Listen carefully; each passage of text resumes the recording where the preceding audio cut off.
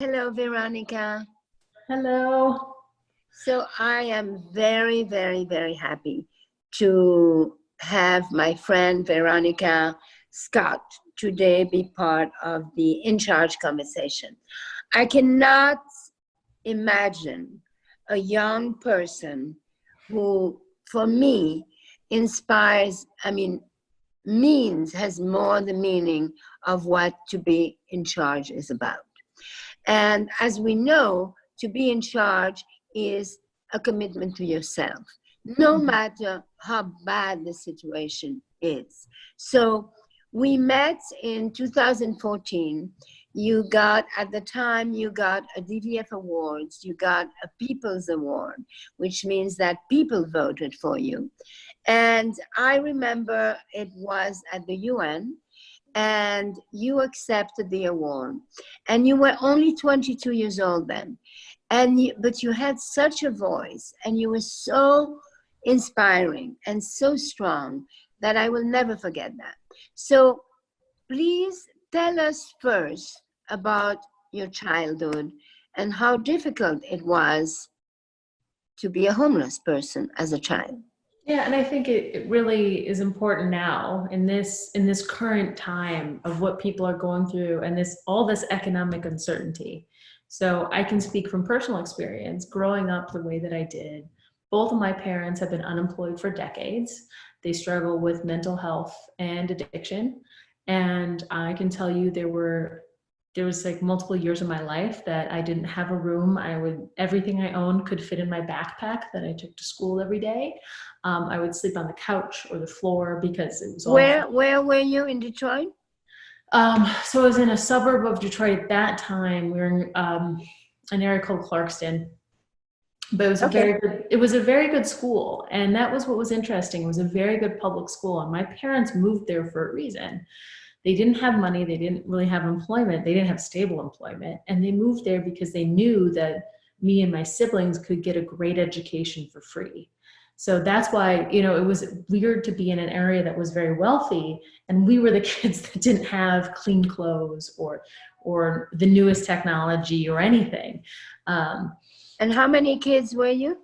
So it's me and my two siblings. So my sister and my brother. They're much younger than me. I'm the oldest by quite a bit. So would you say that you were the responsible person in the family? Oh yeah. I was the permanent babysitter. And it was a different experience too, because when I was growing up, I didn't have the skills yet, but I was always trying to protect them from what was going on, from violence, from fear, from all of that. And I wasn't good at it, but I didn't know what else to do. I was 10, 11, and my sister had just been born, and I was putting her to bed at night. So we are now in the 90s, late 90s? Yes. So, yep, late 90s. I was born in 89. Right. Okay. So, yeah, so there was just a lot of fear in the household of like, what's going to happen next? Are we gonna get evicted? Are we gonna have to move again? The places that we lived in were very, very tough. Like a lot of bugs and mold, and like it was tough for many years. I was sick because of it for a long time. My attendance was terrible in school. I nearly failed out of, it's like 5th grade. And my grandfather intervened with me and sat me down because I was failing. And that was the father of your mother? It is father. It's my mom's stepfather. Okay. Long story on like family dynamics, but yes. He's an incredible person. He was in the Peace Corps for many years, and he was a teacher in Detroit, like a public school teacher. And he sat me down and said, look, like, you only have one shot at this. Like, you don't have money. You don't have the funds that everybody else has to go to college. Like, you have to do well now. And if you don't, you're on the fast track to being like your parents. He's like, what's going on? And it really was an eye opener. It changed everything for me. Having him make me do homework for hours and hours a day and sit through it really shifted it. And I realized that no one else was going to do it for me. I think no matter the difficult situation my family was going through, I knew I had to take care of myself. So you basically took charge at the age of 12? Yeah, I remember I was really, really upset. My parents had gotten in a huge fight. I can remember that moment when I actually looked at myself in the mirror and I was crying, and I had to get on a step stool to see into the bathroom mirror. And I was failing at school. I was sick because I'm allergic to mold, and I had a huge lung infection. And I was just so unhappy.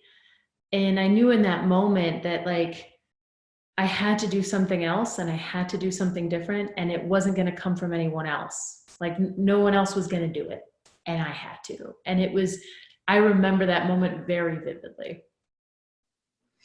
So that day you took charge. Yes. And then what happened? You know, one, my grandfather was a huge part of that. Grades turned around. It took a year. I was able to go through high school and do art at the same time. I'd always been passionate about art and drawing. And so my last year in high school, I used art to get into a couple of different schools, to get scholarships, to get great financial aid as well. And that was like, I had been working towards that goal of, like, just kind of getting out, and that was it. And I finally had that opportunity. And that's how I ended up at CCS and College for Creative Studies in Detroit, where Empowerment Plan began as a class project. It was that push for so long to get into. All right. So you basically got yourself, do you have a home, or you're still homeless by then? I was living with my family and my parents, and we're still in a one bedroom at that point. Okay. Yeah. All right. And you are at art school, but you're thinking about people who are homeless, right? Because isn't your first project the code for homeless people? It okay, was. So how did it happen? So I was living with my grandparents at that point. So I had moved out of my parents' area and then ended up with my grandparents. And I started designing the coat based on a class project of filling a need in the community. And it was all about how, you know, as designers, we're very lucky and we have this incredible skill that not many people have. And how do you use that in a different way? And so I designed the coat by spending every. So you decided, to, because it's so important, it's such an impressive story. So you decided to create a coat for a homeless person. I did, because I spent time at a shelter and just saw so many of my classmates were terrified of the shelter and terrified of the people that were there. And for me, I was comfortable. I had spent many parts of my life in situations of being completely unstable. And I knew that if my parents could have been in that situation, which they had been, that anybody could have. And I think for me, that was the shift, and being able to spend every Monday, Wednesday, and Friday night at a shelter, listening to them, trying to understand what it is that they need, and designing the coat with them rather than just for them. So the idea was, so you spend time at a shelter to see how you could fill a gap for the community of homelessness, and giving them a coat that would serve many purposes. Yeah, it started off as a coat because there was a couple living across the street inside of a playground across the street from the shelter. And I remember seeing them one day, and a week later, the whole home had been burned to the ground in a turf war and torn apart. And the two people that were living inside of it ended up passing away. And so for me, why would you build something for yourself when somebody's trying to give it to you for free? And realizing that it is much bigger than just this access to a shelter. It's all this emotional stability. People want to take care of themselves. You think about pride and you think about dignity. And so how do you help support people and give that to them? And how do you help give that back to them? And that was at the core of it. And that really was how the coat began. It was like, if you can't get into a shelter, or you don't have anything, how do we design something that you cannot be seen as just another homeless person walking down the street? You don't look like someone that is displaced. Okay, so Yeah. what was the first coat? The first coat was a mess. The first coat, I had to learn how to sew from my mother. She will describe we've talked about it, and it was a rough experience for both of us. I designed the coat with her. Initially, it was going to be a coat tent. The tent part failed immediately and collapsed almost instantaneously. I thought it had to be made of all recycled things, so I seam ripped old coats, old wool coats, and Frankenstein sewed them back together, and then cut the pattern from that. The coat ended up weighing over 20 pounds. It was so heavy, and it had it had billboard fabric and plastic tarps and all sorts of things in there to make it waterproof. But it got us started, and it got, I brought that back into the shelter and showed everybody, and I got their feedback, and they had a bunch of design ideas, but it got the ball rolling. And I came back with prototype after prototype, so much so that I got a street name that I still have to this day, which is the Crazy Coat Lady, or just the Coat Lady for short. And it was interesting because it allowed me to walk around the city and show people, all right, what do you think? All right. And did somebody inherit that coat? So yes, there was a guy named Pee Wee that he was my spokesperson. He walked around with me, and he had a clipboard. And so he would have people that tried on the coat, and he would be like, look, this first one's mine, but you can sign up here for like the next one. So basically you were trying to sell those coats? No, not at all, because they were free. We were trying to gather feedback and what people thought.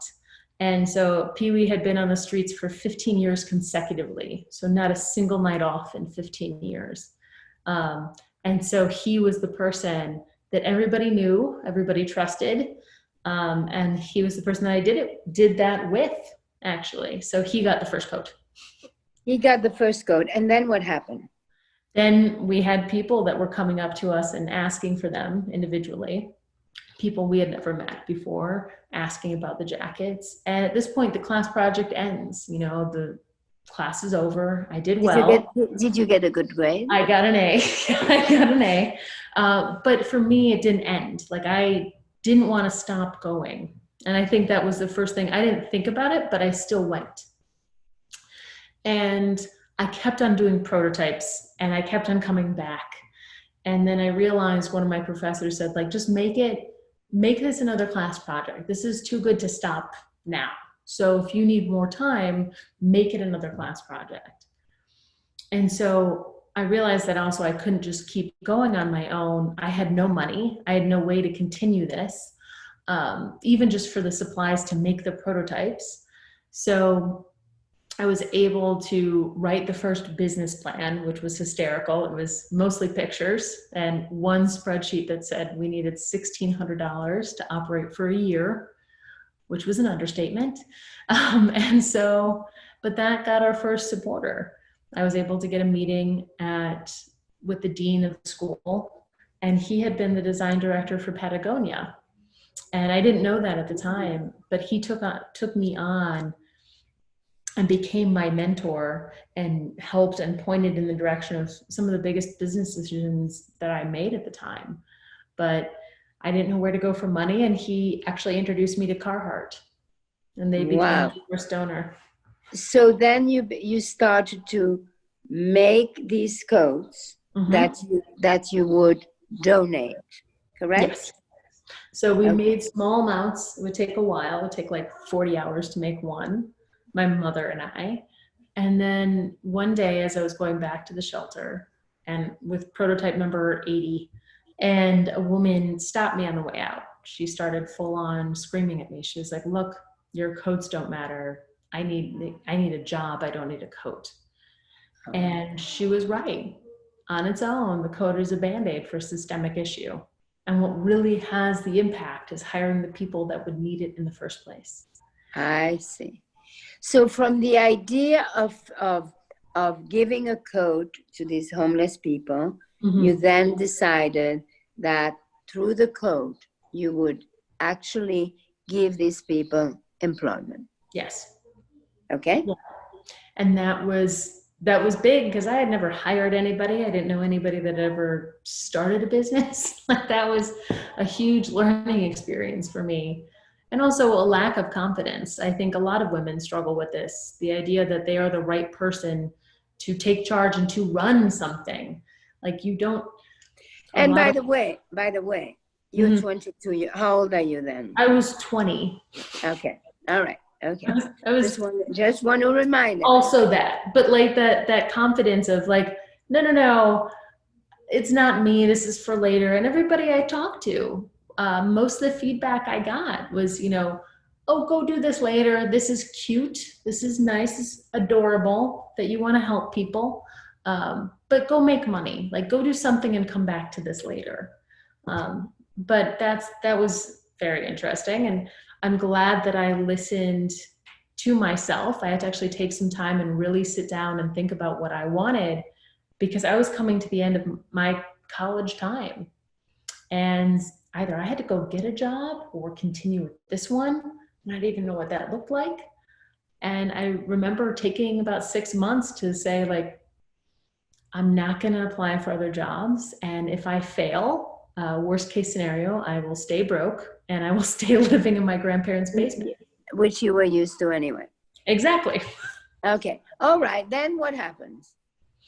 After that, after I made the decision that I was like, all right, this is going to be my job. I'm going to take this crazy coat lady thing and make it a career somehow. And help people. And help people. Exactly. I think that's very important. I think that the component of your journey has been that always about, because you had a lot of compassion and understanding for people being in that position, you first wanted to dress them, give them a coat that was adequate to their life. Mm-hmm. And then you decided, oh, I could be more helpful if I give them a job. Yeah. So you combined giving a job and making coats. Yeah. Okay. And that, go on. That was just the difficult part of like figuring out how to hire people and what that looks like and how much that entails, and making the commitment to be a leader is a very, like, hiring the first group of people and understanding, feeling the weight of that importance of. But who at the time you were making coats? So were people making coats wherever they lived? At the time, it was in the very beginning. It started off with me and my mother, and then after that woman and I kind of had this big aha moment, I reached out to a local shelter and was like, look, I would love to be a part of your nonprofit. And if you have a little bit of space, I'd love to hire a couple of people that are in your shelter. And so we took up a utility closet and we put 3 sewing machines in there from Carhartt. And I hired the first 3 people from that shelter. Tell the people who listen who Carhartt is. So Carhartt is a company that's been around for 125 years now. They do a lot of workwear. So like construction jackets, and now it's big in streetwear as well. But they're a Detroit-based company. I don't think many people know that. But they do very heavy-duty gear. And I had gotten connected with them through school, and they became a huge supporter. And I don't think they realized at the time how much like 3 sewing machines and fabric and how much that could do. And then I was able to go visit their sewing factories in the US and spend time there and get to know people that were on the line. It was incredible. And we took a lot of things that I learned from Carhartt and applied it to this little tiny utility closet. And just seeing what happened after hiring 3 people, seeing the trajectory shift for them. And seeing them having pride coming out of them, right? Confidence. Like that's one of the biggest things that we see that you can't put a number to, but you see somebody come in and they have a hat covering them and they're wearing baggy clothes and they're covered up and they're not looking at you and they don't. They have shame. They have shame. Exactly. And then you see somebody 3 months later or less coming out and the nails are done and hair, and they're wearing stuff that makes them feel good and happy. that's a weird thing that there's no metric for, but when you see the change of when the women that we employ over time feel that confidence again, feel that confidence that was there, but just didn't have, they couldn't get there on their own at that point. And it's just incredible. And then what was the next step? So we were in that utility closet with 3 people for a while, about a year. We quickly outgrew that. We were actually getting so much support online. So the story went viral. It got picked up by a local Detroit news. And then everybody started calling and interviewing because everyone had heard that Detroit was dead, that Detroit was over, that it was done. And that as a city, we went bankrupt. And so everyone's like, nothing good happens in Detroit. So people were really digging for positive stories of impact. And so that's, I think, a lot of why it got picked up. And because of people donating $10, $15, $20 online, I didn't have to fundraise for the first few years. Like I didn't have to worry about where that was coming from. But then we kind of hit a pivotal point. Because the codes were always donated. The codes were always donated. People were donating online, and most of them weren't even from Michigan. People were hearing about it So people were donating so that you could buy the fabric, you could make the clothes, and donate them to others. Yep, and they knew who we were hiring. And how were you surviving? Well, at the time, I was making not much money. It wasn't, but Detroit, especially then, was incredibly cheap. And also this is one of the biggest points that I make to a lot of college students was I didn't have college debt. I didn't take out any student loans. I had a mix of scholarship because you were clean. And I was able to do it. I love you so much. You're so remarkable in so many ways. You're so sweet. How old are you now? I am 30 now. Isn't that, it's crazy. I met you as a baby. I feel like I was a baby when I met you. I know, but you were so powerful. When you accepted the award, you were just so powerful, and you were 22. 23, 22. Yeah, I think I was 23. And I remember talking about, because at that time, the award was incredible, and it had come just at the end of, we had lost one of our team members. And one of those first 3 people that I'm talking about that we hired back in the shelter, she had passed away suddenly of a heart attack. But she was this person that we had she was the den mother to everybody. And she took this with me. She was in her 60s and she didn't expect to get hired anywhere. She was getting turned down from jobs constantly because she had just been released from prison and returning and getting acclimated again. But she really owned it with me. To her, we were doing this together. Her spirit was strong. Yeah, her spirit was incredibly strong. And she took everybody that we hired and brought her under her wing and said, I know you're scared right now, but we're going to get through this. She was that person.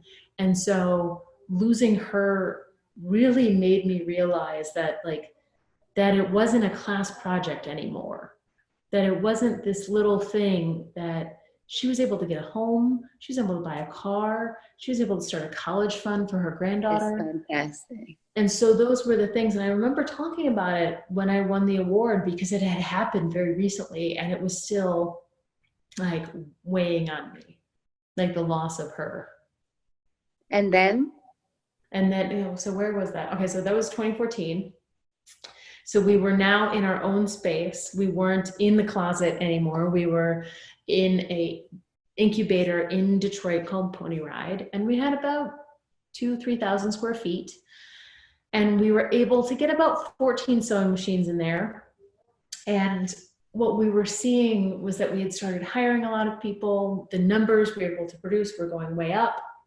We were being able to send coats, I think at that point, across the entire US, and we were just getting into some international orders. Wow. And one of the things that we saw, and one of the things that I personally saw, was that people had been with us for a few years now. And all of a sudden we had a couple people saying, I don't want to leave, but here's this incredible job opportunity that I've always wanted to be in. And then that's kind of when the organization shifted a little bit again, when seeing people organically feel confident enough, they built up that confidence and they would go on to other jobs. They would go and we look at it as almost like graduates, but they're moving on into other career pathways, and they are able to fully leave that defining word that tends to follow people around of being homeless. It's this heavy weight that if you come from a shelter, you're looked at it a certain way. Right. But to actually fully leave that behind and be able to say that didn't define me, that's not who I want. That's not who I am. But yeah, it made me stronger. It makes me incredibly strong. Right? Because at the end, I was thinking of that when you're saying that you had no home.